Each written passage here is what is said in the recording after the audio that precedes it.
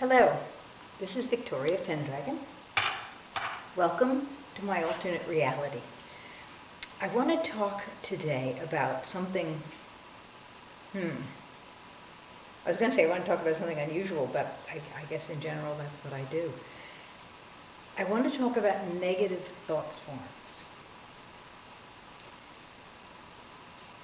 Negative thought forms are the result, the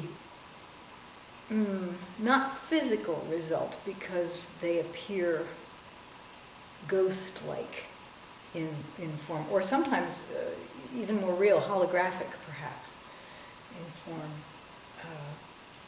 But they are generated by people. There's an old saying, I can't remember who said it, but it's thoughts are things. And many people have said throughout the ages that what you think determines what happens. We know now that what you think is partially determined by what you're made of, both genetically and from a programming standpoint. That's what my sleep magic technique is all about. But thoughts are certainly powerful, and they are powerful directors of energy. You can think about someone and someone can feel it. So thoughts do have a great deal of energy behind them, or can have. And back in the day, when I was doing feng shui as a consultant regularly, I encountered, on occasion, a person who would tell me that they had ghosts in the house. And I would get to the house and do my thing, run around, sensing energy, feeling things, and discover that they didn't have ghosts. What they had were negative thought forms. Now, ghosts are very real and do exist, and can look, as I mentioned before, very similar. But negative thought forms, regrettably, unlike ghosts, are more difficult to get rid of, because you can banish them a bit with various cleansing techniques.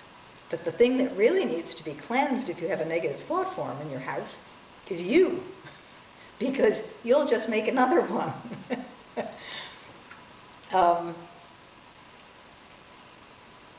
They happen as the result of repressed feelings, for the most part. They can, I say repressed feelings, and not, for instance, a repressed incident, because it's the feelings that carry the power.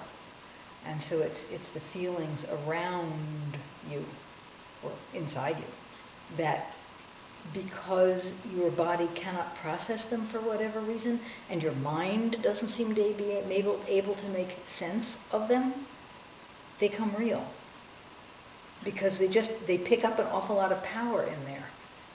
And they want to come out, they want to manifest, they want to be processed, they want to be recognized.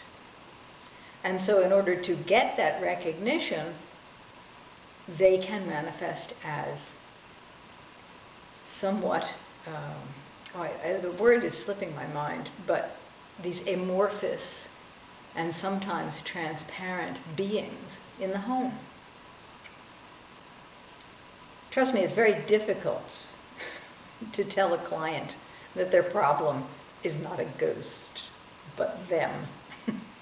That's not easy. And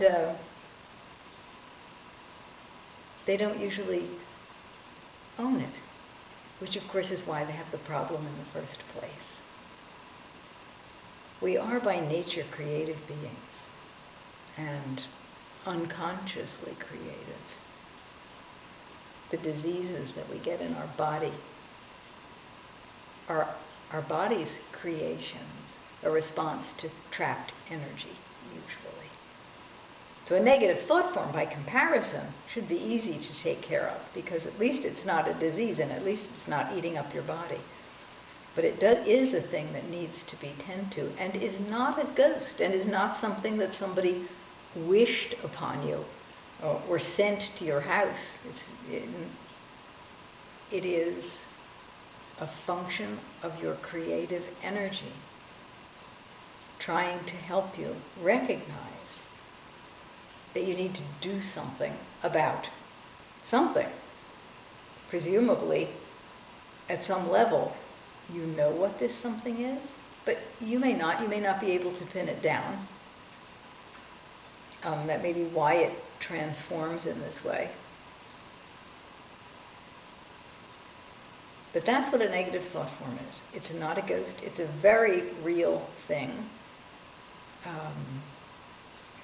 And it resides within the self. Tangentially, I wanted to mention something about being cursed. Mostly because that's another thing that many people misunderstand. If you know anything about witchcraft, you know, or voodoo for that matter, you know that the magic is all in the head of the person to whom it's directed. That's what magic is. Magic is making someone think something just by suggestion, not usually outright direction. And so when you hear someone say, oh, and there are some unscrupulous people who may be psychic, probably are psychic because they can pick up that a person is vulnerable, who may say, you have a curse on you, and I can get rid of that curse for $200. Yes, they can, because the curse is theirs. They gave it to you, they can take it away. You cannot be cursed without, in a sense, your permission. We are spirits, essentially, and as such inviolable, unless we decide we're not. So, if you think you're cursed by someone, check with yourself, again, just as with the negative thought forms. Because what that's saying is that you feel that you are open to being violated by someone, that your energetic space is open to that. And nobody's energetic space has to be open to that. It may not be a conscious decision to allow such a thing, but it's certainly can be a conscious decision to change that. We are, by nature, light bodies. We cannot be made dark without some collusion on our part, without some allowance on our part. So, curses, negative thought forms. The responsibility lies within you to stay clear, open, and without any kind of manufactured fear. We're certainly built to have fear, and we need it. I mean, if you're out walking in the woods and there's a bear, you should be a little cautious. But manufactured fear is something that comes from life experiences, and it's something that can be dealt with. So if you're feeling vulnerable, deal with it. Get rid of it. It's not natural. I heard my buzzer. I better go. Take care of yourself.